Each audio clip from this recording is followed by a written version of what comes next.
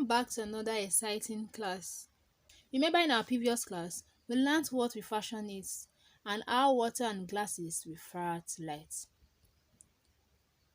Today, we are going to be learning another interesting topic, which is why a straw looks bent in water. Water isn't the only thing that will refract light. Glass will too. Glass that is thick or curved will cause light to bend more than a thin, flat sheet of glass. That's how eyeglass work. Have you seen an eyeglass before? That's how it works. The curve of the lenses refracts the light that passes through them and helps focus the rays onto the correct spot on the eye so that they can see a clear picture. Sometimes, refracted light distorts or gets in the way of what we are trying to see, but other times, refraction comes in handy. It makes eyeglass possible. This is a picture of an eyeglass. It can also refract.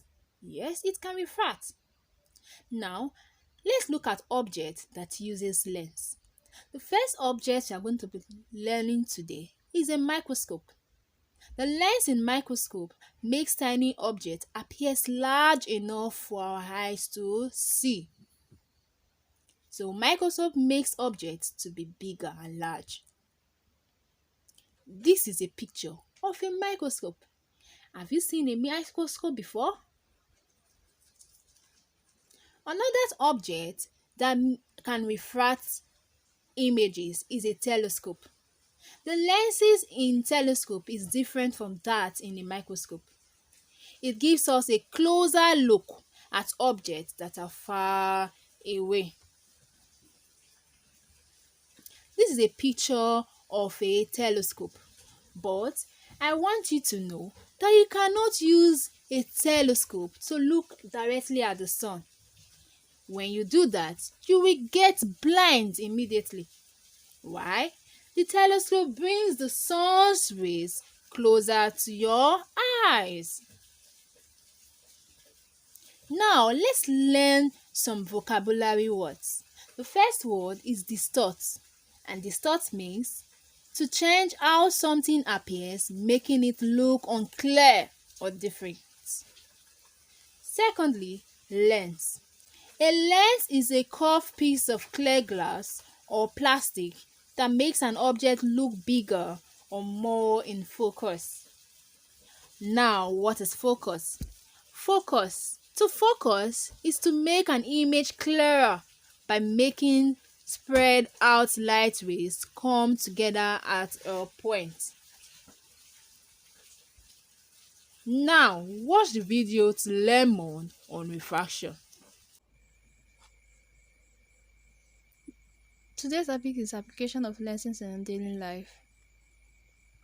To capture an image, a basic camera has a lens and a lens opening. The light passes through the lens and the lens opening controls how much light enters the camera. Whenever the light passes through it, it strikes the film or the digital sensor at the back of the camera and is recorded as a photograph.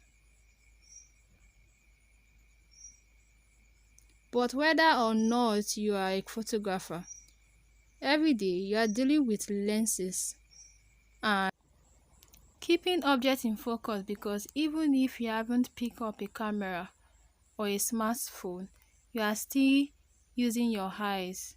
The curvature of the lens in your eyes allows you to focus on objects at different distances and control some of the light that enters your eyes. The anatomy of the human eyes made scientists think whether it was possible to use the same mechanism and make something that will reveal the wonders of nature that we can't see with our eyes. Let's take a closer look at the application of lenses in our daily lives. We can see things that are super small or things that are out of this world with the help of lenses. For example, a magnifying glass.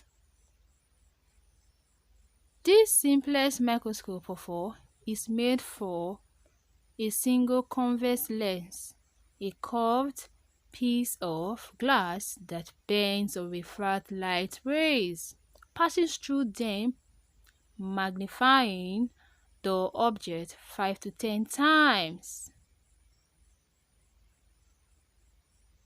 However, microscopes used in schools and laboratories are actually compound microscopes. They use at least two lenses to produce a magnified image.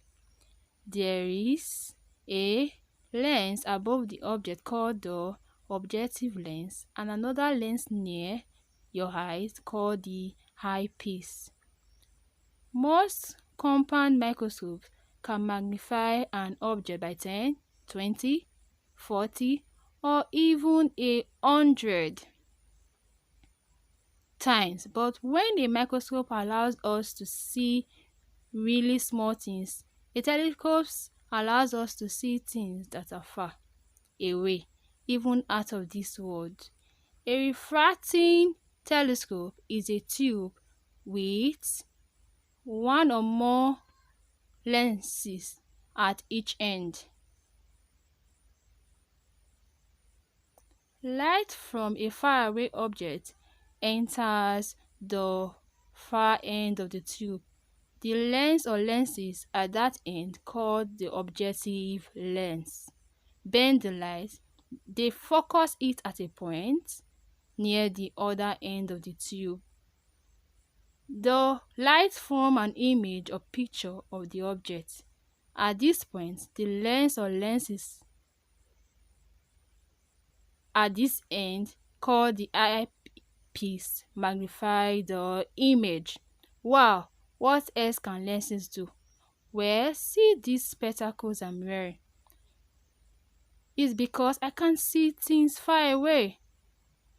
This happens because the light ray come into focus in front of my retina. For this sort of problem, my glasses are made of convex lenses. This bends the light towards the bottom and top of the lens, thus pushing the focal point back towards the retina and allowing me to see.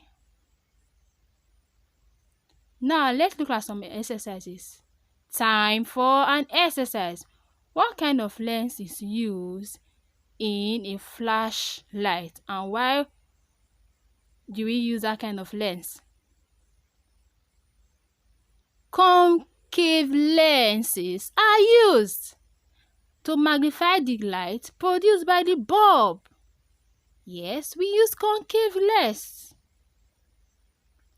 This lens allows the rays that diverge in another size and then increase the apparent radius of the light source, thereby producing a wider beam. Today, we learned about the application of lenses. We saw how they are used in cameras, telescopes, microscopes, spectacles, and even in flashlights. Hope you enjoyed today's lesson. And now you know that some objects can refract light. See you in our next class. Bye.